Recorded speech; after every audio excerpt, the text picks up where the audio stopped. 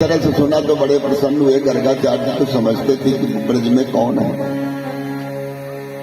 पर जब ब्रज में आए तो गर्गाचार्य को देख करके नंद जी ने गर्गाचार्य का बड़ा स्वागत सम्मान किया।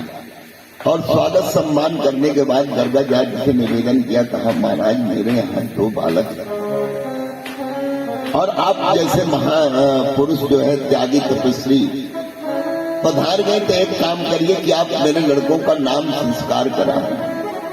तो जब इस तरह से गर्गाचार्य ने सुना तो गर्गाचार्य जी बोले कि देखो नंद, मेरे द्वारा नाम संस्कार कराने में एक समस्या है। तो नंद जी ने पूछा कि गुरुदेव वो समस्या क्या है? तो उन्होंने कहा कि देखो नंद जी, यदु नाम हम आचारा भुव सर्वदा, मुझको संसार के लोग जो है जानते हैं कि यदुवंशियों के एकमात्र जो आचार है वो गर्गाचार्य है। अब मेरे द्वारा यदि आज उनके लड़कों का नाम संस्कार हो जाएगा तो कहीं न कहीं ये कंस के दिमाग में एक बात है कि देवकी का जो 8वां गर्भ है वो लड़की हो नहीं सकती, तो कहीं उसके समझ में आ जाए कि ये जो जिनका नाम संस्कार जो है गर्गाचार्य ने कराया है वो देवकी, बस देवकी ही बालक हो सकती है, तो बड़ा अनर्थ हो जाएगा। तो जब इस तरह से गर्गाचार्य ने नंद जी को बताया तो नंद जी बोले कि नहीं महाराज, एक काम करिए, अलक्षितो अस्विदास मां में के गो ब्रजे, एक काम करिए, आपकी आलक्ष्य कोई देखे ना, अब गौशाला में हम लोग चलते हैं, अब वहीं आप एक काम करिए कि मेरे लड़कों का नाम संस्कार करा दें। तो गर्गाचार्य सोचने लगे कि चलो भगवान के नाम संस्कार में मेरा भी नाम तो जुड़ जाएगा, भगवान की लीला है, भगवान जाने भगवान क्या करना चाहते हैं। ये उद्देश्य लेकर के गए तो वो उस दिन क्या था कि यशोदा जी ली थी भगवान को, वो बलराम जी को, और भगवान को ली थी रोहिणी जी। तो यशोदा जी बोली कि महाराज एक काम करिए कि पहले मेरे लड़के का नाम संस्कार कराइए। तो गर्गाचार्य जी ने कहा, हाँ यशोदा जिस लड़के को आप ली हैं तो वो आपका लड़का थोड़ी है। तो बोले गुरुदेव किसका लड़का है? बोले देखो, आयाम हीरो पुत्रो रमयन सुहिले गणई, अरे यशोदा जिस लड़के को तुम ली हो ये तुम्हारा लड़का नहीं है, रोहिणी जी का लड़का है, और ये संपूर्ण अपने सुहृदों में रमण करेगा और अधिक बलवान होगा, तो हम इनका नाम जो है बलराम रखाएगा। तो यशोदा समझ गई कि अरे गर्गाचार्य जी प्रकाशदर्शी है। फिर बोले कि जो दूसरा लड़का है, बोले हाँ ये शुक्ल रक्त और पीठ, ये 3 वर्णों से युक्त है और एक जन्म में ये क्या करेगा, वसुदेव के यहाँ जन्म लेगा, इसलिए इसका नाम वासुदेव भी पड़ जाएगा और इसके बहुत नाम होंगे। ये जितने रूप माने कर्म करेगा, देखो जितने रूप बनेंगे, नामानि रूपानि तप्तस्तु, इसके बहुत नाम होंगे, बहुत रूप होंगे, जितनी लीलाएं करेंगे उनके आधार में उनके नाम हो जाएंगे। और ये एक अपूर्व बालक है। तो यशोदानंद बोले कि देखो 3 वर्णों से जो युक्त होता है तो गुरुदेव वो तो भगवान होता है।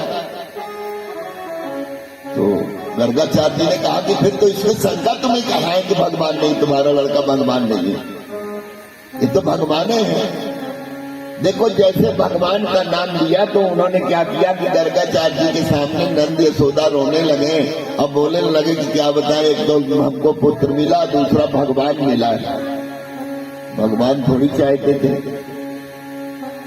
तो गर्गाचार्य जी ने पूछा कैसे, ये बताओ कि तुम लोग रोते क्यों हो? तो उन्होंने कहा कि रोते इसलिए हैं कि हमें भगवान नहीं चाहिए था महाराज, हमें तो लड़का चाहिए था। तो भगवान बोले देखो, यशोदा से नंद जी बोले कि देख यशोदा, अब एक काम करना कि कभी लाला को बिना नहाए न छूना, इसको जो है जूठा न खिलाना,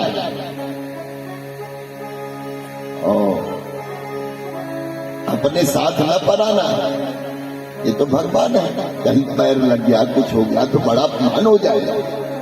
अब भगवान सोचने लगे कि ये ब्रजवासी बड़े भाविक हैं, कहीं ऐसा हो गया कि मेरे को भगवान मान करके एक छोटा सा मंदिर बनवा के उसमें बैठा दिया, अब फिर सारा दिन बैठाए रहेंगे, 4 बजे पट खोलेंगे, रेवड़ी का भोग लगा देंगे तो बड़ा आनंद हो जाएगा। मैं फंस गया। ये बड़े बड़े विचित्र भगत है। पर उन्होंने गर्गाचार्य से कहा कि देखो गर्गाचार्य जी, सब कुछ बता दो पर इनको ये मत बताओ कि तुम्हारा लड़का भगवान है। तो बोले देखो नंद, ये तुम्हारा लड़का भगवान नहीं है। बोले क्या है? तस्मात् नंदात्मजो वयम् नारायण समयी गुणे। उन्होंने कहा कि देखो नंद जी, ये तुम्हारे लड़का में नारायण के समान गुण वाला लड़का नारायण नहीं है। तो नंद यशोदा दोनों प्रसन्न हो गए कि नारायण के समान गुण वाला लड़का चाहिए पर नारायण नहीं चाहिए। भगवान बोले कि ठीक है। गर्गाचार्य जी बोले ठीक है। भगवान तो समझते थे कि गर्गाचार्य जी मेरे स्वरूप को भी जानते हैं, पर भगवान ने क्या किया कि भगवान ये जान चाहते थे कि इनको मेरे बाल लीला का ही अनुभव हो, अनुभूति हो, उसी में ये आनंद ले। पर यदि भगवान को इसमें एक बड़ा सुंदर भाव है, भगवान को हम न जाने कि भगवान है, पर तब भी हमें आनंद आ जाए। जैसे महाराज दशरथ ने ये मांगा था कि मेरे यहाँ जब आप हमें तो पुत्र ही बन करके आए, भगवान बन करके नहीं आए। पर जैसे उन्होंने सुना तो मानव ब्रह्मानंद समाना, ब्रह्मानंद के सामान उन्हें जो है सुख प्राप्त हुआ है। पर भगवान की जो उपलब्धि का जो एक बोध है वो यही है कि वो प्रत्यक्ष हो अप्रत्यक्ष हो। यदि कहीं हमारे जीवन में उसकी अनुभूति होती है तो उसका स्वरूप ये है कि आनंद है, और आनंद भगवान का ही नाम है। और हम लोग सारा जीवन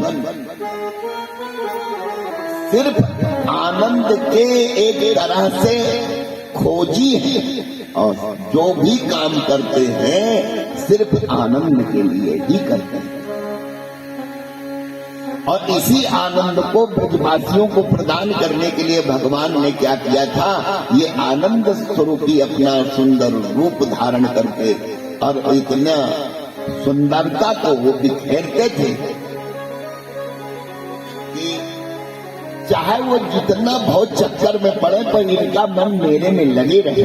इसीलिए गोपियों की जो भक्ति थी वो बहुत उच्च कोटि की भक्ति थी।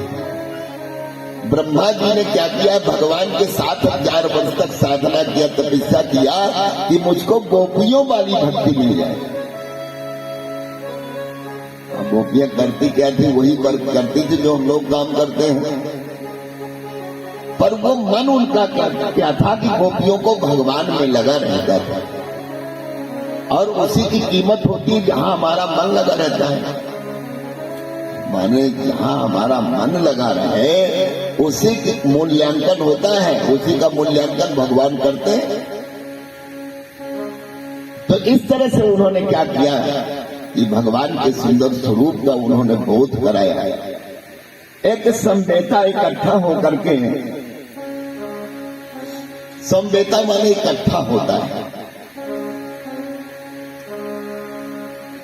तो ये इकट्ठा होकर के 4 प्रश्न लेकर के यशोदा के पास आई और उन्होंने कहा कि भैया ये आपका जो लाला है ना, तो ये आस्तेय योग से हमारे दही माखन चुराता है। दूसरा